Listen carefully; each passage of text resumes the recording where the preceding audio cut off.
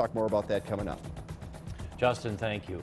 New at 5 tonight, a chilling story that will break your heart and make you angry at the same time, especially if someone you love right now relies on healthcare professionals. This story has gone viral today. An elderly woman in California dies because a nurse would not give her CPR.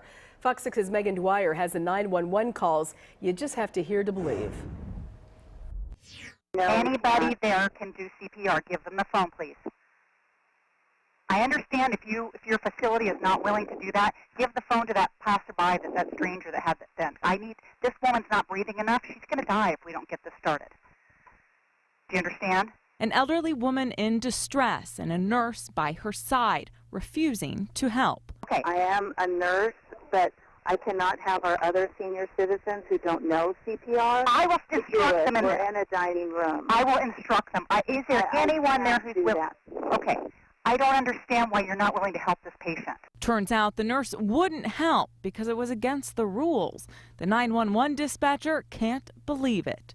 They're refusing CPR. They're going to let her die. A short time later, 87-year-old Lorraine Bayless was pronounced dead at a nearby hospital. The Glenwood Gardens retirement facility in California released a statement defending the nurse, saying she followed protocol by calling 911 and waiting for help to arrive. And while many are outraged, nothing about what happened appears to be illegal. It comes down to reasonableness. What's reasonable conduct, what's not reasonable conduct. Frank Pasternak is a wrongful death attorney in Brookfield. He says as long as the facility told the 87-year-old woman and her family about the policy, the retirement home probably won't face any consequences. But he also says there's no legal justification to have such a policy. That kind of policy is a bad thing. But even if Lorraine Bayless had gotten CPR, it might not have saved her life. The reality is that for the elderly who are in long-term care facilities, their rate of resuscitation is not as successful. Now, here in Wisconsin, if you go out of your way to help somebody, you can't be held liable because of something called the Good Samaritan law.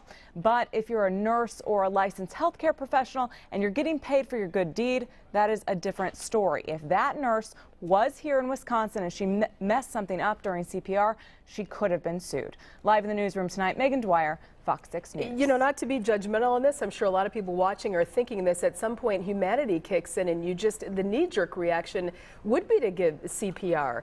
Did we hear any regrets at all from the nurse? Boy, maybe I should have reacted differently, or? The nurse hasn't made a statement. The family of the woman who did pass away said they've been happy so far with her care in that facility. But so far, that's all they've heard on the issue. So it is definitely a big ethical decision. Certainly is. Megan, thank you. I can understand what you're saying. You know, people understand regulations, they understand policy to a point. But I'm with you. You're on a phone. The dispatcher's saying, hand the phone to somebody who will help. You're a trained medical professional. I just don't know how you don't do it. I know there's a policy. I get that. I just don't know how you don't. Human nature is jump in and save a life. It's better to do something than nothing, as my mom always says. Well, what we talk about most here on Fox 6 concerns something that has taken place. We're reporting it. But sometimes we talk about something that may happen in the future, and that takes place with